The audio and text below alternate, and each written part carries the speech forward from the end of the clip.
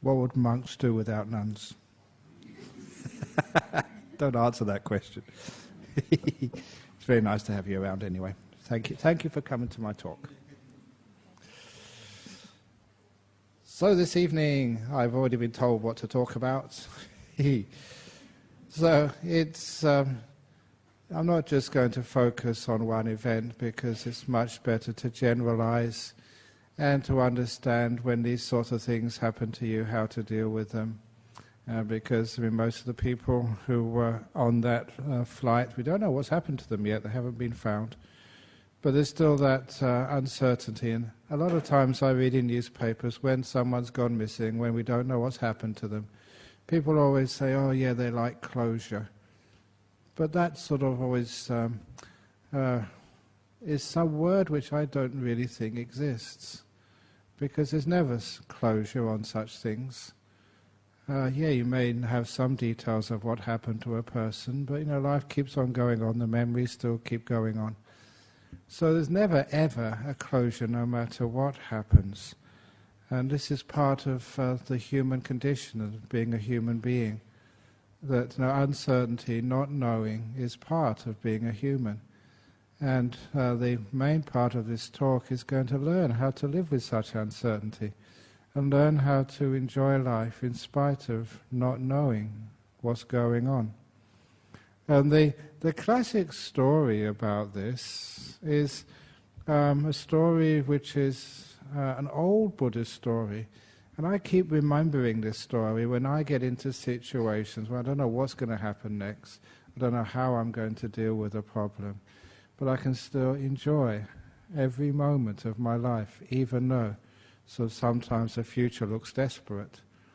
And that is an old story of a fellow who was running through the jungle, and he was being chased by a tiger. And tigers, there's two things you should know about tigers if ever you're being chased by one. Number one, they can run much faster than you can. And number two, they're going to eat you. So it's a scary thing to being chased by a tiger in the forest, in the jungle. But this guy being chased by a tiger, with a tiger catching up on him, he saw a well in the middle of the jungle, and he just instinctively just jumped into it to save his life. But as soon as he committed to jump into this well, he realized he'd made a big mistake. Because the well was dry, there was no water in the bottom. Instead, at the very bottom of the well, was a big black snake.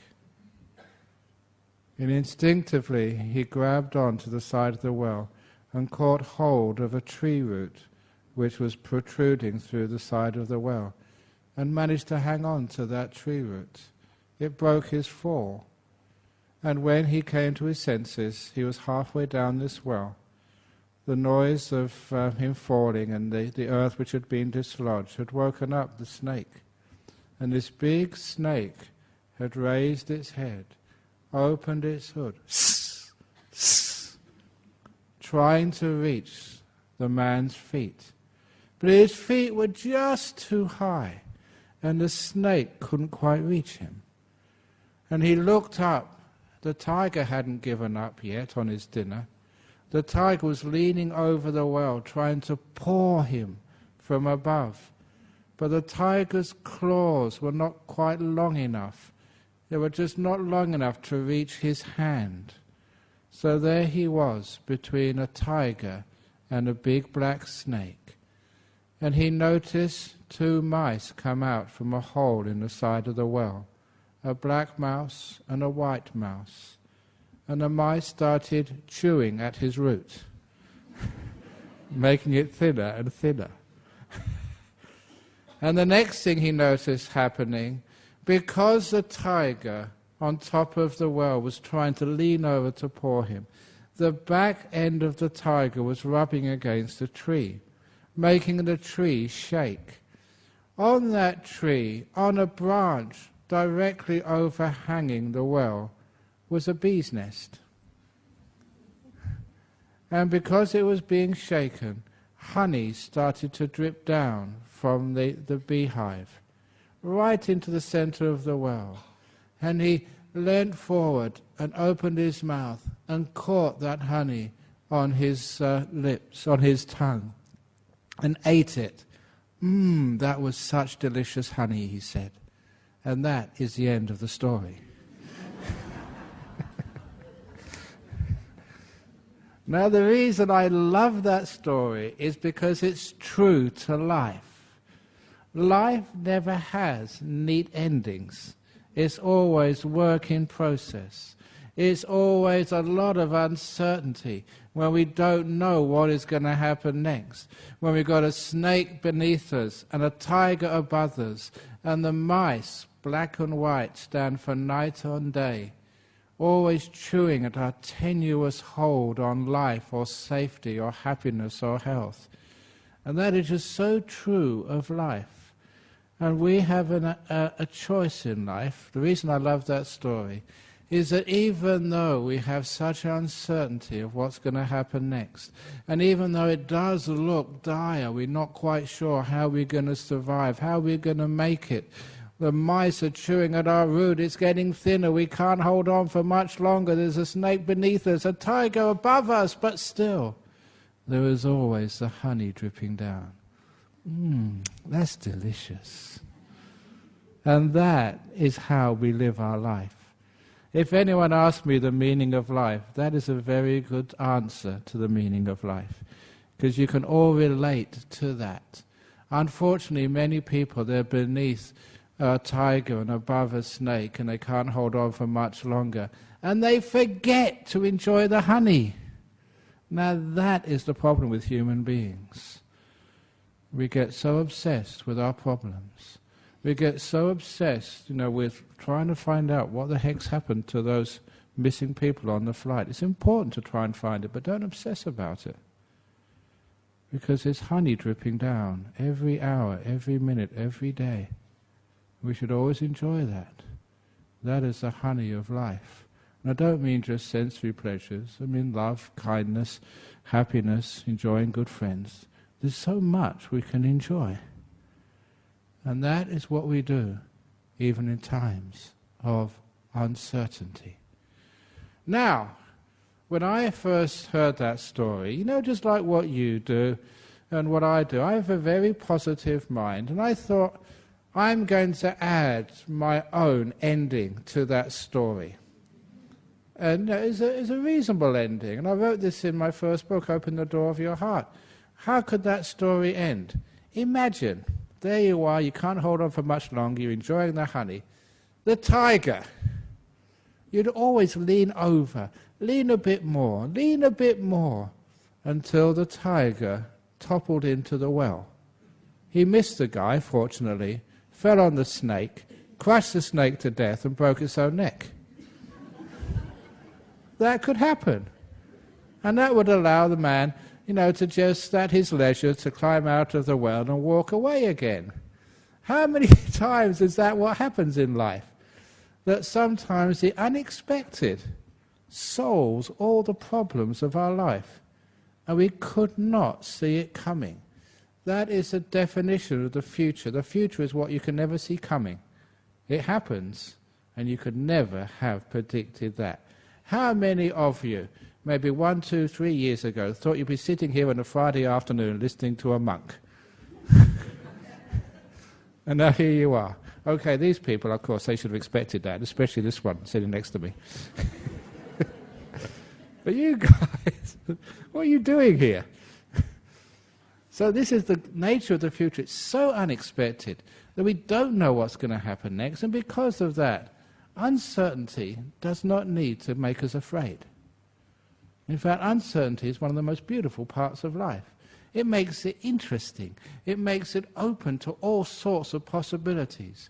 If you could read the book of your life when you were born, many of you would give it in and try and get another volume. Would that be terrible if you knew exactly what's going to happen to you in life? There was no uncertainty in your life. What would that be like? There would be no life at all. There would be no sort of essence to life, no enjoyment, no achievement, nothing at all if you knew it. You'd actually probably kill yourself if you knew what was going to happen. So it's the uncertainty of life, the unknowing of life, is something which is so part of life, it should be cherished. Not just be afraid of, not trying to be solved, but the uncertainty is something which gives life its meaning. The unfolding of the unpredictable. Once one can learn to accept uncertainty, life becomes much more fun. There's so much honey all the time. And this is why when I tell these true stories, well, not all true, but some of them are, it just shows you human conditions and the way we act is just so amusing. I came very close, well, not really close to death, but people thought I came close to death some years ago in the Boxing Day tsunami. Remember that? Because I was overseas at the time. And I was in Penang at the time. And Penang was one of the cities, or the islands, which was hit by the tsunami, and several people died. It wasn't one of the worst places to be, but certain people died on Penang Island when the tsunami hit. And I was there at the time. And my second monk over in Bodhinyana Monastery, when he heard about the tsunami, and he knew I was there, he was so worried. And he was calling, ringing up, trying to find out if I had been killed, if I was still alive. And when I found out how much trouble he'd gone to make sure I was safe, I was really moved. Until he told me, well, actually, I wasn't really cared about you.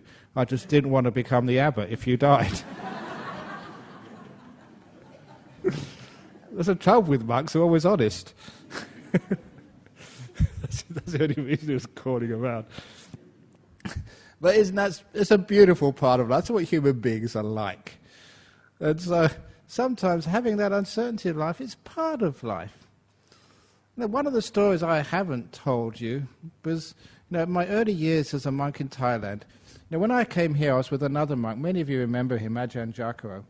And when I first went to Thailand, Ajahn Chah, he would send monks here, send monks there. And this is a true story about him, which I remember, because Ajahn Chah was teaching him how to live with uncertainty and to embrace it and not be afraid of it. Because Ajahn Chah, we had a big meeting, and he was sending a monk here, a monk there, and he told me, Ajahn Jaka was a former abbot here, he told Ajahn Jaka, you're going to go and spend the rains retreat at this place called Suan Glui.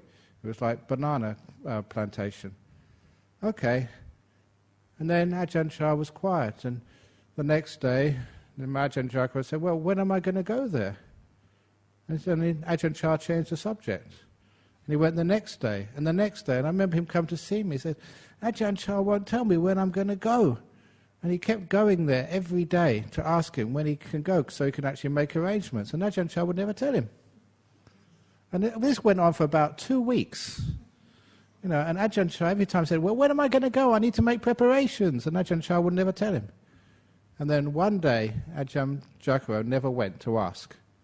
And then Ajahn Chah told me, you're going the next day. He was teaching him how to live with uncertainty. And that's actually how my master used to teach us. Always teaching us, just through actions and activities.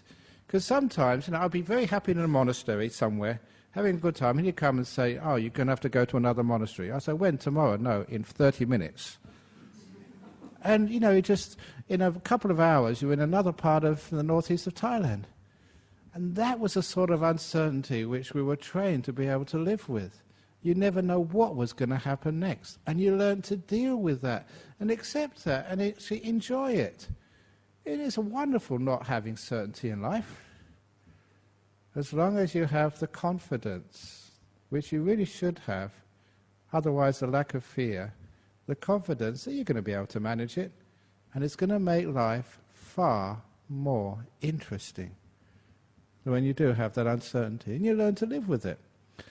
One of the reasons we're afraid of uncertainty is because, we just make so many plans. And the planning thing I've kept on saying, it causes too many problems in our life. When you have a plan, it means all these other great opportunities, they come up and you miss them because they're not part of your plan. So please make any plans just so tentative just rubbery plans, so you can change them at a moment's notice if something better comes up. Isn't that a wonderful thing to do? Because life is uncertainty. You don't know what's going to happen next. And when you take that opportunity, when something happens, you have an incredible, wonderful life. Who knows what the opportunity... This is especially people having businesses. The business environment changes so quickly that people who have... I tell this in business school, people who have such concrete plans of what they're going to do in the future, they miss opportunities which are happening right now. It's like looking far too far down the road. You fall in the open manhole, which is right in front of you now. And that's so much of our life. We're looking too far ahead with too many plans. And not accepting, just life is uncertain. So let's actually live with that uncertainty, accept it, embrace it, and it's not as bad as people think. So, when Cecilia said, what are you going to talk about tonight? Have you made any plans? I never make any plans about what I'm going to talk about tonight. That's why I have much more fun. And sometimes I say things. I say, where did that come from? I never planned that. Even I listen to my talks. Certainly.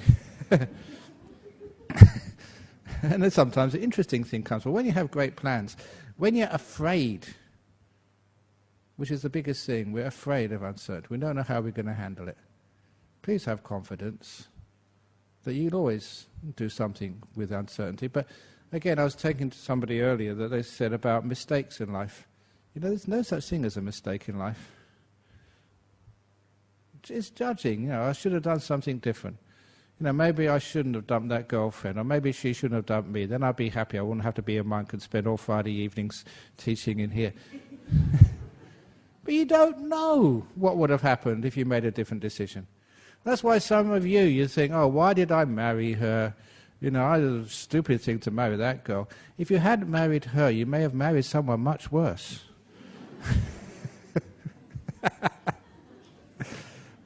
You don't know what would have happened. That's why, there's another word I invented. That sometimes you hear religious talks, and especially when they start talking about God or they start talking about Nibbana, and you ask them what the heck does it mean, and they say a beginning and end of all things, blah, blah, blah. One of the words they say is ineffable. Have you heard that word before? Ineffable. I haven't got a clue what that word means. But instead I use that word to make another word which is far more useful. Ineffable. And for me, the past is ineffable. You can't if the past. You can't say, if I'd have taken another job, if I'd have passed that exam, if I hadn't gone out that night, what would have happened? You don't know what would have happened. It's the same with those people who thought, oh, I shouldn't have been on that flight, MH370. It was a mistake. I didn't really need to go on that. I could have gone on another flight. You can't if the past. You don't know what would have happened if you'd have taken another road in life. When I always think about that, it means I don't know what would have happened if I'd have made another choice. So how can I call it a mistake? How can I call it a right decision, a wrong decision? It's just a decision, that's all. And I can't if it. If I'd have done something else, if I hadn't have said that stupid joke, if I hadn't have done that, was that the stupid joke? Did I tell last time the joke about the two old men? The two 80-year-olds? Okay. I know you told me not to tell any jokes. This is a serious talk, but I can't help myself. It's just who I am. There was these two 80-year-olds, and they would always meet every now and again, just in the park, tell a few stories, solve the problems of the world, feed the pigeons. And they became close friends. And one day, one of the men never turned up, and his other mate, his friend, got very, very concerned. This mate never turned up. But thought, he's old, he's in his late 80s, could get a cold or a flu or something. But when he never turned up for a whole month, his friend thought he may have died.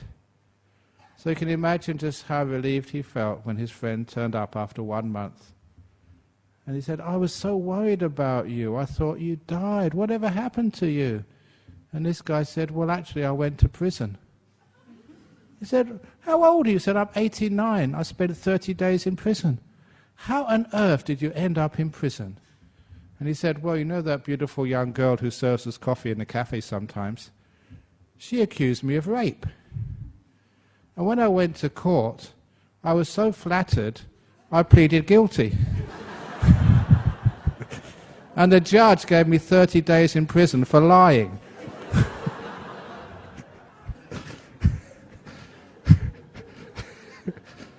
Any people over 60 or 70, you can appreciate that joke.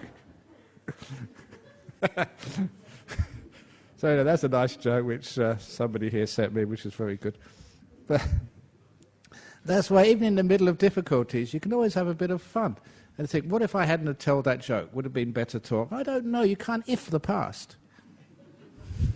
I told it, okay, it's done, finished.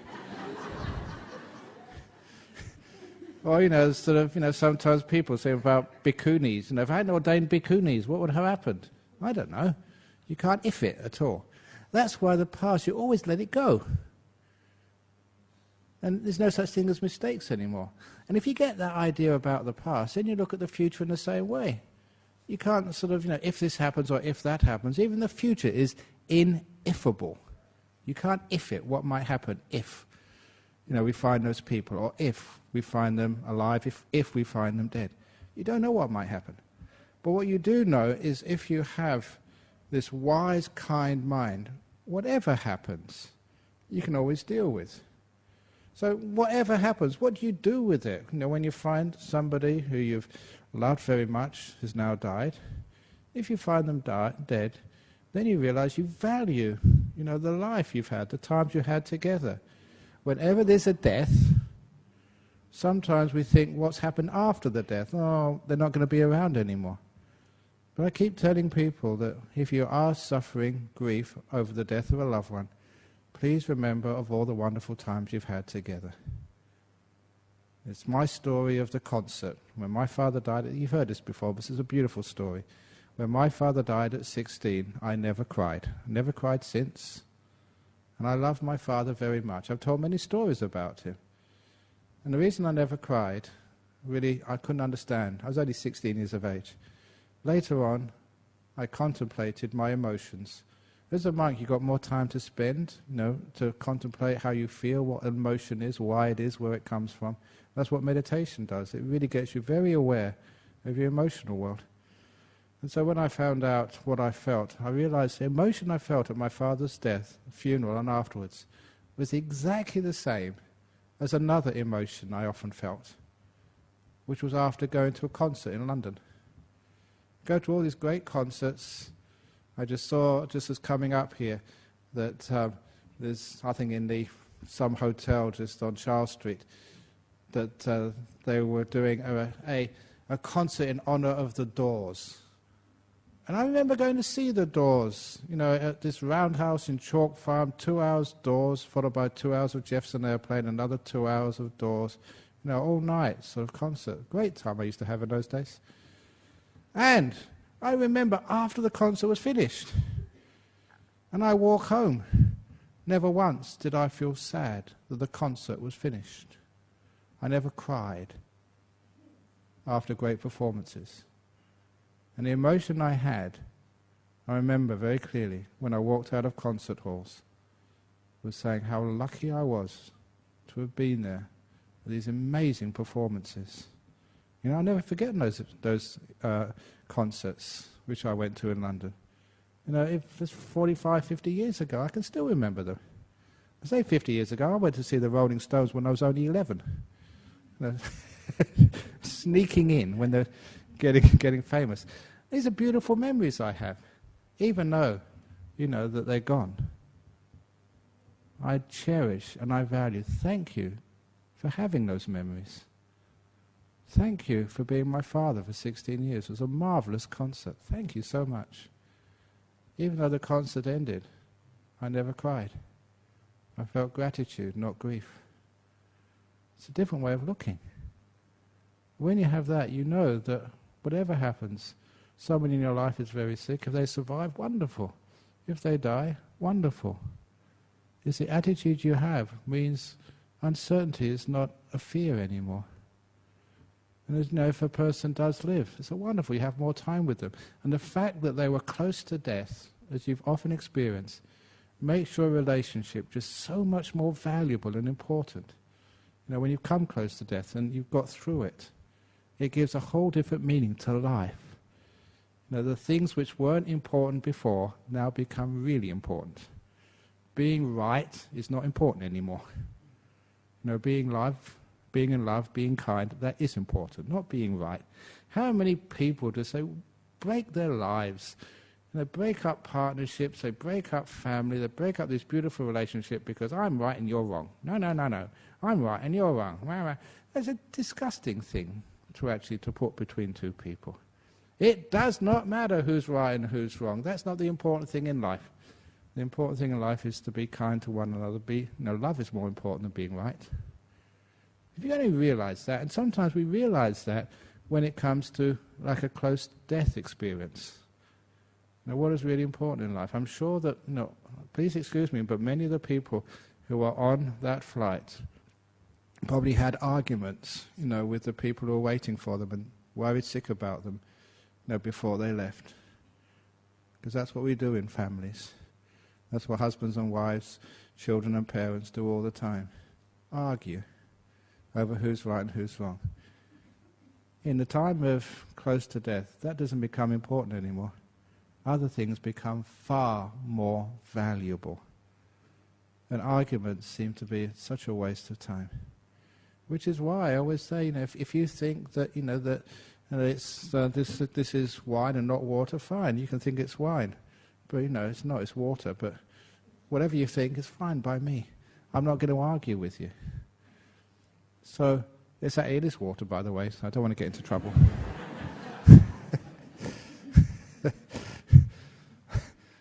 But why is it we always argue about life? And that's one of the things the Buddha said. He said, I don't argue with the world. The world argues with me sometimes, but I don't argue with the world. It's a very beautiful, compassionate to the world, kind to the world, at peace with the world. There's other things which are much more important. So when these things actually happen, we learn so much from them. Which is why that when there is any tragedy in your life, it's a great opportunity for wisdom, for learning. You learn much more from those than you'd ever learn sitting here listening to me. You learn the meaning of life. And that's so why there is a tragedy that sometimes, they say, well, what should we do about this? And I always answer, well, what are you learning from this? A plane disappears. What we're learning is life is uncertain. We don't know what's going to happen next. We don't know where people go. We have to learn to live with that. We have to accept that. That's part of life. But when that is happening, and we're between the snake and the tiger, please enjoy the honey of life which is dripping down from moment to moment. Otherwise, we're wasting so much of our life.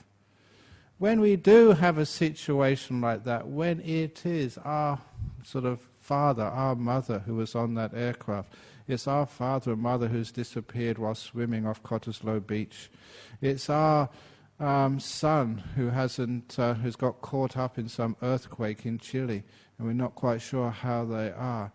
Sometimes the reason why we can't enjoy the honey in the meantime, is because of this terrible thing we have of obsession of a particular type of thought. The obsession, the simile which I have given, and I've given here to you, mostly actually in private afterwards when you come up to talk about your problems in life, it's the obsession of how big is a hand. Now, how big is a hand? My hand is now so big I can't see anybody. All the people sitting in front of me, I can't see you, I can't see the world, I can't see anything, I can't see the moon and the stars. All I can see is my hand. Is it my hand's problem? Of course it's not, it's the perspective. My hand is being held too close to me. When I put my hand where it belongs, at the end of my arm, my hand is still the same size, but now I can see each one of you, and I can see the moon and the stars, I can see life. But one of the problems when we have a tragedy, we hold it so close to us, we can't see anything else except worrying about the fate of our loved ones on an aircraft which has disappeared. It's understandable, but there is another way if you really want to enjoy the honey dripping down the well when there's a snake below you and a tiger above you. please have a bit of perspective. One of those perspectives is the old "this too will pass" story. The old "this too will pass" story, the emperor's ring, an young man became an emperor, did not know how to run a kingdom, so whenever the economy was going well, there was a boom, and everyone was happy, he would have too many celebrations, too many parties. And because of too many parties, he was not doing anything to run the country. So the good times never lasted that long. And when there was problems in the economy, when all the manufacturing was going overseas and the boom was ending and people couldn't get jobs and there was no money for schools, I shouldn't get into politics. He got so depressed, he spent hours in his room just in misery, depressed, not being able to do anything. Because he couldn't do anything, again, the bad times lasted longer than ever. And a wise minister decided to try and help the emperor become a wiser ruler in a very simple way by getting a goldsmith or jeweler to make a ring for the emperor, a simple gold ring, except the words on the outside of the ring, "This too will pass," and told the emperor to wear this on all occasions. And the emperor did that. So when there was any trouble or tragedy, he would always look at the ring. This too will pass. And of course it always does. Now you may be battling a cancer. You may have a child who's in problems with the police and with drugs. You may be a person who is waiting on news of finding survivors or no survivors on that flight. You are in trouble, but you know it does pass. It will always pass. And so, nevertheless, even though you're in trouble, you still work. And because that emperor never got so depressed, knowing that the bad times will pass, it meant he was active. He did things, which meant the bad times never lasted that long. But the most important part of that ring was when there were good times, when the economy was booming, when people were happy, he still worked his butt off. He never took the good times for granted, because he also said, the good times, this too will pass, which made him one of the most effective emperors the kingdom had ever known. And of course, I think you can understand what that story means. Yeah, when there's trouble, you get depressed, upset. Please remember it will pass. But when things are going well for you, when you've got a good relationship and a nice kid, care for this moment, it will pass. And so, if you know the good times will pass, you cherish them. You don't take them for granted, which means they last longer and longer and longer.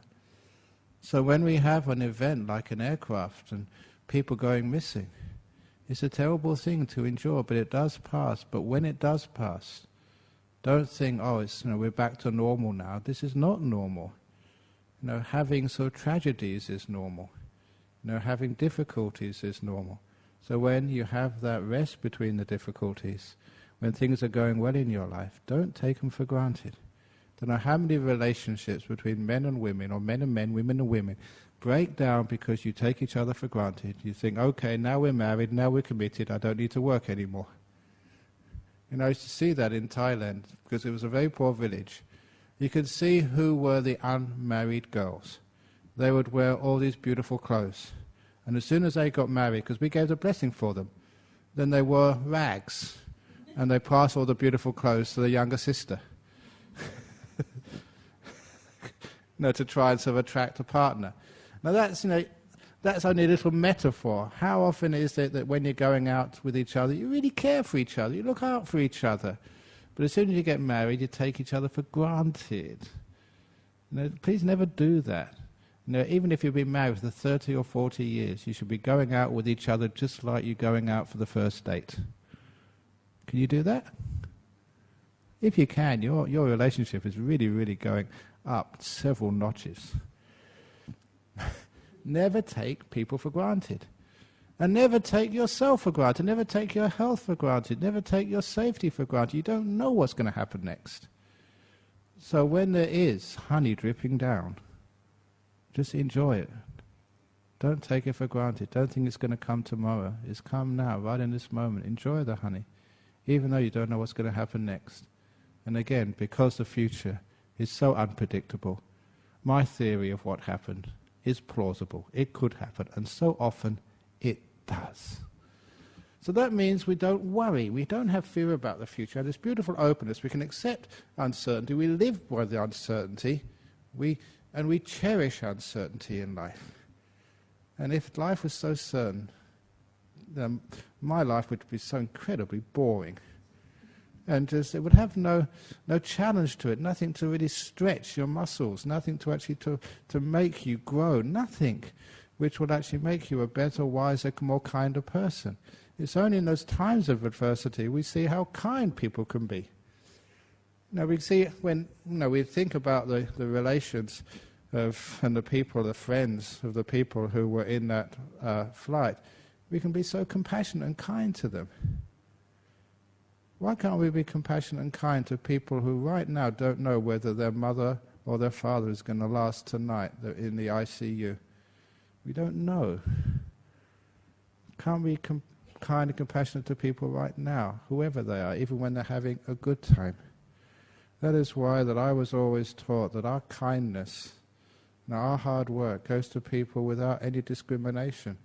Not just the people who are in pain and suffering, but even the people who are happy as well, to be kind to all beings, without exception. And that really takes my life to a totally different level. You're not just focusing on the people who are suffering, because we're all potentially suffering, so we care about everybody. And that is a beautiful thing, which does give us the only thing we can be certain of for our future. I talked about how much uncertain life is. But what is really certain is that if you can develop that kindness and that right attitude, that you will always be safe wherever you go. Whenever I go overseas, I don't take an insurance policy with me. I've got no travel insurance. I've got the Medicare card, but no private health insurance. I don't need it. Not because nothing's ever going to happen to me. I'm totally healthy. I don't need it because I've made such good karma, such good friends. I've been so kind and caring to so many people throughout the world. I know that if something goes wrong with me, if I get sick in Singapore or Malaysia or Sri Lanka or Vietnam or any place I go, I know there'll be many people fighting to look after me. No, I want to send him to my hospital. No, I want to look after him. No, you looked after him last time. It's my turn. And that actually happens. So that is that is your insurance policy as well. Your good karma, your kindness.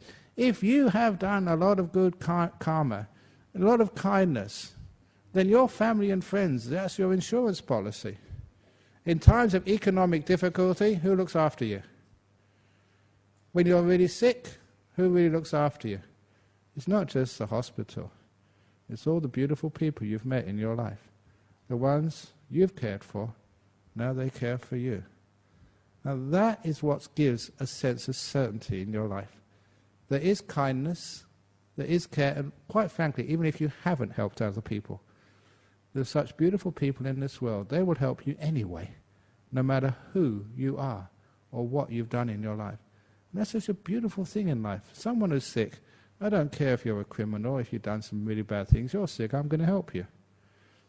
There's a beautiful thing about compassion. It is totally indiscriminate.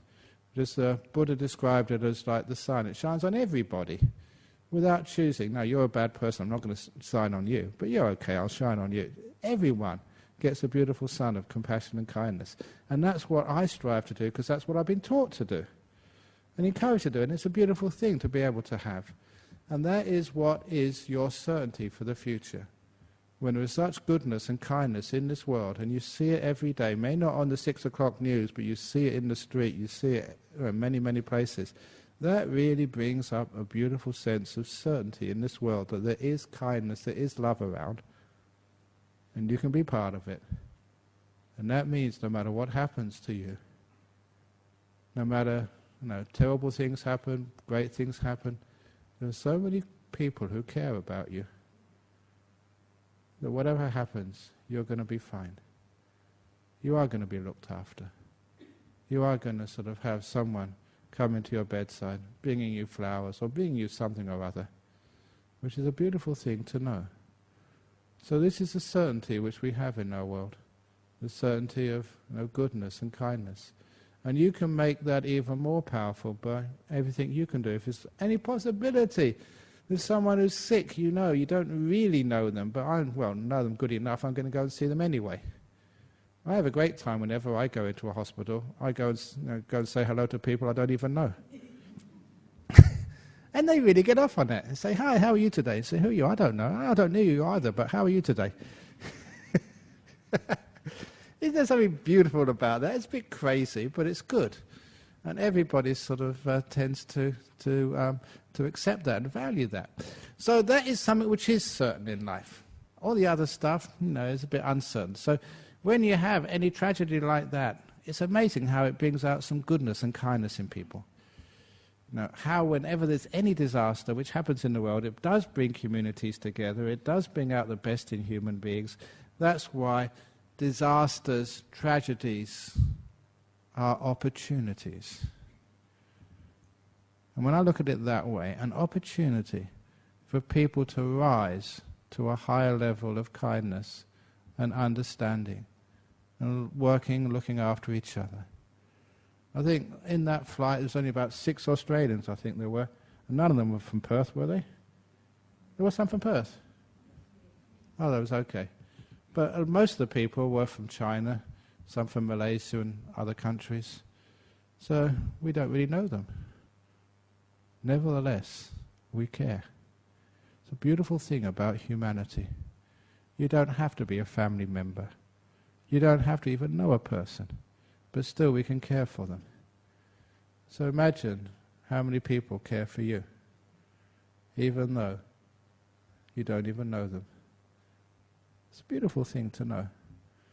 So that brings up tragedies as opportunities, as a great places where we can get inspired by life, not always afraid of life. Whatever happens in life, you can look at always 2 ways. And it's up to you. You can't change the world. Plane crashes will happen. These things will occur. Terrorist attacks will happen. People will die. Road crashes will happen. But we can't change the world, but my goodness, we can change the way we look at it. And instead of saying, "Oh, this is terrible, this is awful," no, this is an opportunity. An opportunity for you to get wiser and kinder, an opportunity for you to value your life much more because you know it will pass. You never know, you step in an aircraft, what's going to happen next. And I can't help but finishing on a nice note about, when this guy went on an aircraft. And because I started off with dogs, this guy went on an aircraft and there was a dog sitting next to him on the aircraft. And he said, "What's a dog doing on the aircraft?" And the other fellow next to the dog said, "Oh, this is a security dog." He said, "Look, I'll show you how it works." And so he sent the dog up to the first class cabin. And the dog came back, wagged its tail and barked once. And the handler said, "Oh, that's amazing. That's a sign for heroin. We have a heroin smuggler on this plane in the first class." So then he sent the dog into business class. Let's see what's up in business class. And the dog came back, barked twice, and wagged its tail. He said, "Oh, that's a sign for cocaine. There's cocaine on here as well." And then he sent the dog to economy class, and there he smelt another person, and came back, and there's a backpacker, and he barked 3 times, wagged its tail. "Oh, that's marijuana. This guy's got marijuana in his backpack. Let's see what else is on there." So he sent this to the back of the plane. There was another guy sitting there. And each time the dog came back, and it wasn't wagging its tail was between its legs. And it was whining and jumped up on its seat and pooed on its seat. So what does that mean? He said, oh, that means there's a bomb on the plane.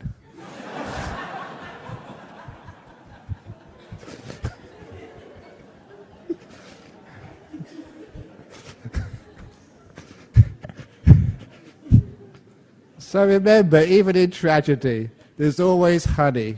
So please enjoy the honey. Thank you for listening.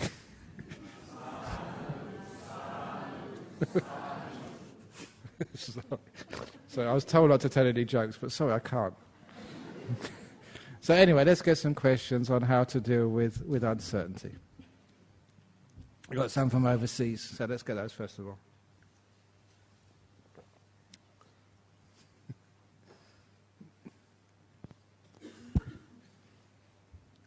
Thank you. Here we go. I've only got one question from Japan. Okay, did the Buddha encourage transfer of merits for relatives who have passed away to make afterlife better? If yes, what is the correct way of doing it according to him? Thank you. This is like a Buddhist custom. It's actually not really a Buddhist custom. I see this in like other religions as well, like in the Catholic Church, somebody dies, you do a mass for them or you light a candle for them or whatever. Look, there's two ways of looking at this. First of all, that sometimes when somebody dies, you have unfinished business with them. You want to give them something. I know when my father died, I always felt I wanted to do something for him, to give him something. And I asked myself, why? He's dead. Why do I want to give something? Because giving is an expression of love. Now, people you love, you like to give presents to. It's not just Valentine's Day, birthdays, any day. And so that idea of generosity is so close, to loving somebody or loving something. So I realized that, I still love my father. I wanted to do something for him, to give him something. And that is a beautiful thing to do, even if it's like what sometimes we do in Buddhism. We dedicate a book to him. There's some books in the library over here. If you look in the front cover, it's some of the reference books dedicated in the memory to William Betts. That's my father. So, somebody gave me, said, anything you need, get me this book, I want to dedicate it to my father. That's a beautiful thing to do. I needed to do that. And so sometimes when somebody dies, you want to do something for them. And a lot of times I tell them, well, what did they like doing in life? Were they sort of some part of Surf Life Saving? Give a donation to the Surf Life Saving Club, in their memory. If they came here, give a donation to the temple here if they like to come here. If they like to go to the pub, give a donation. No, maybe don't do that. But, something which they would really like, in their memory. And so that's a really wonderful thing to do. And that is also we have in Buddhism, even to transfer merits, to do something for somebody who passed away. Now, first of all, I'm just saying that's important for the ones who are left behind, for the relations. I needed to do that. Whether my father gets anything out of it, that's another matter. But what happens is that people who've been together for a long time, who've loved one another, they do get a connection together. And even animals and you have a great connection. One story, when I was visiting Melbourne, I read this in the Melbourne Age, there was a vet who finished work early on a Friday afternoon and went to somewhere in country Victoria for a nice weekend party with his friends. So on the way, maybe 2-3 hour journey, in the middle of the journey he was overcome with unexpected, intense grief. And it was so bad he had to stop his car, park by the side of the road, and just weep for about 15 or 20 minutes. And he hadn't got a clue why. He just felt like crying. And when he pulled himself together and drove off to this house where he was going to have the weekend party with his friends, the message was waiting for him. His dog had been hit by a car at precisely the time he'd had this attack of grief. There's no way he could have known that. Somewhere in Melbourne, his dog had died, and maybe 60 kilometers away, he felt incredible grief, and he had to stop. That is not uncommon. There is a connection between people. If you've got a son or a daughter, say in New York, and they suddenly get sick or they have an accident, you know there's something wrong. How does that happen? There's a connection between loved ones, and that connection is still there after death. Somebody's died, and they know, if you're in trouble. That's why you get all these incredible experiences. There's one lady, she's not here, thank goodness. She was driving down to Bodhinyana Monastery in Serpentine, to offer some food for the monks. She'd promised she'd go that day. What happened the night before was that her business had this very important order. She was up all night packing the order, so she hadn't slept all night. And she made a promise, she had to keep it, so she was driving alone down the southwest highway between Armadale and Serpentine. 3 times, she said, she fell asleep at the wheel. The first time she fell asleep by herself, she hadn't slept all night, she felt someone slap her hard across the cheek. And she woke up, she was going straight towards a truck. She had enough time to swerve and get onto the right side of the road. The next time she fell asleep, she was veering off the side of the road into the gravel. Another slap woke her up. 3 times that happened, she said. No, this is a lady I trust. I know that what she was saying was true. She wouldn't lie to me. How on earth can that happen? Someone was looking after her. Someone knew she was in trouble. And they come and help you. I don't know, many of you may have had those experiences yourself. Weird experiences, sometimes you think you're imagining it, but there is a connection there. And it also goes the other way as well. That you can do something which your father, your mother, or your husband, your wife will be so proud of. So I know that if I do something my mum or my dad are really proud of, they will get this big boost of happiness. Their son is doing something really good. Just like if your son was alive now. Parents are just so proud. That's my dad, that's my boy, that's my guy. They get happiness out of your goodness. And that, to me, is one of the ways where we can have this so-called transfer of goodness. You do something good now, and your parents, maybe, they're dead. They would know. And they'd be so happy that their children are doing something good for them. Now, one of the funerals I went to some years ago, one of the best funerals I went to, family members came, sisters who hadn't talked together for years. They'd fallen out, some argument, who's right and who's wrong again. And I just sat them down and said, look, this is your dad has died, your mother died a long time ago. For goodness sake, can you give a gift to your dad and just reconcile? For your dad, he's dead. And they actually did it. It's such a wonderful thing to have that reconciliation.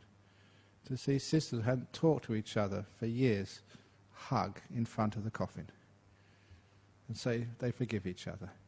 That is transferring of merits. Doing something really, really kind, very, very good, which the person who's dead will be so happy about. Thank you so much for doing that. Of course they'd be happy. They would know, and they would be beaming.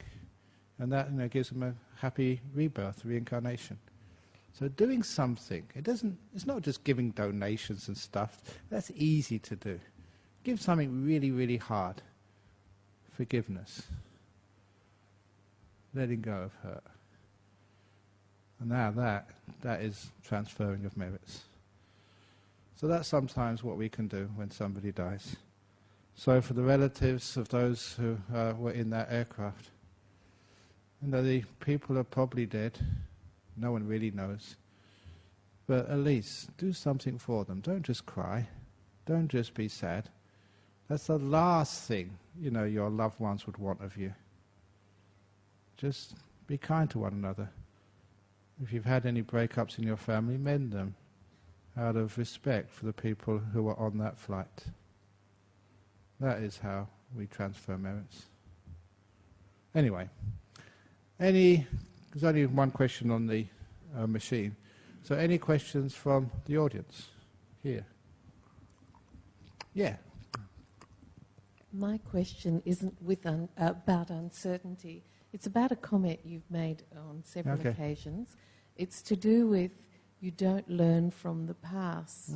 I understand letting go of the past, but the way I see it, I don't understand that comment because I think all of our knowledge is based on, and our skills are based on what we've learnt in the past. So can you please explain it to me? Very good, yes. As I once told some people, never let your learning stand in the way of truth. Because the past is how we've been taught. And I don't know what profession you are in, but if you're a doctor, if you're a nurse, if you're a therapist, sometimes all that you've been taught, you have to put aside to see what the real problem is and what the solution is. Have you noticed that so much of our knowledge tells us what should be, how we should behave, how we should treat a person, and we're not really seeing what we can do right now? Are there alternatives? So too much of learning, and what I've been taught, what Buddhism teaches, what Christianity teaches, what is right, what is wrong, sometimes you pull all that aside and you see what's right in front of you. And you learn much more from that. So often, that's why I say I don't think what I'm going to teach, what I'm going to say. And when people come up to me asking about their problems, everything I've ever been taught, I always discard and just listen. And in the moment you can see much, much more what needs to be said, what needs to be done, what the solution is. Too much learning, unfortunately, stops people seeing the truth. Thank you. I apologize for those people who are at universities. But you know what it's like at universities these days? You know, you're told, what's right and what's wrong. You're really taught what you need to pass the exams. You're not really taught how to think and how to see. And the great discoveries of life come from the rebels, the ones who don't fit in and who challenge even the most sacred of dogmas in a university. That's why if ever we started a Buddhist university, I've already got the slogan for it. Everyone has to have a motto, and it's where everybody thinks the same, no one thinks at all. It's a very beautiful little saying. And unfortunately in life, everyone thinks the same. So be a rebel. And then it's life, where everyone thinks the same, no one thinks at all. That's where learning teaches us how to think. It doesn't really. It teaches us how to think, it doesn't teach us how to see.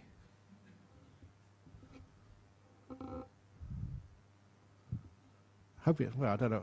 I hope I haven't offended you, but that's what I really mean. Okay, very good. But what I really meant with that is people just keep obsessing about what happened in the past. And you think, I have to go and solve that problem by thinking about who did what, and maybe I could do something better next time. And just keep revisiting the past. Usually doesn't work. So we let go of the past. And in this moment, you can actually see what you're doing now. And that's where, good relationships, good careers, good life, it's all built right now. Let the past be. If we have the past, we have the conflict in the Middle East, the conflict in Iraq, who did what to whom. And when we're just still fighting the wars of the past, we're not enjoying the love of the present. Where does love and compassion live? Wars and hatred live in the past. Fear lives in the future. Love and peace live in the present.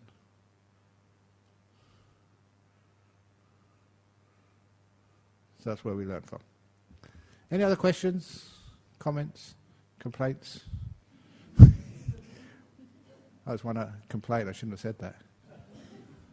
Okay, complaint from Eddie. No complaint, Ajahn Brahm. No, just sharing regarding transference of merit to the departed. Yeah, it is not a Buddhist practice, but it is, from what I understand. Okay, it is a cultural practice. Okay, so when Buddhism went to from India, for example, to China, the cultural practice is they mingle it with Buddhism. Yeah. Because you see, from what I understand, like Chinese Buddhism, okay, there's a lot of influence from Taoism and Confucianism. And especially Confucius, okay, he propagates filial piety. You know? Yeah. And then that is, there was, so that thing, the transcendental was practiced, okay, in China. And when Buddhism went there, they link it with Buddhism. That's right, yeah. There's a lot of Buddhism has been just culture from different countries. And I'm sure that after a few more years, we're going to have some Australian additions to Buddhist culture.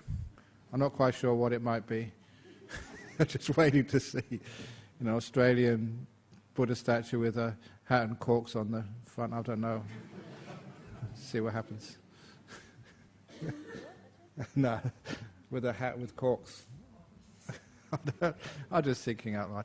But no, it is true. But it's good to know. But if it's useful, it gets incorporated, which is a wonderful thing. Not sort of demeaning the original teachings, but some of the things like, I'm realizing you have to do something and give when there's somebody who dies. It's an expression of love to give them something, to give for them. That's a beautiful tradition. So yeah, it was added afterwards, but it's beautiful, so we'll keep it. Anyway, that's my thing. Anyway, thank you for all coming this evening, and another talk next week. In the meantime, we're now going to pay respects to Buddha, Dharma and the Sangha, and then you can come and ask other questions.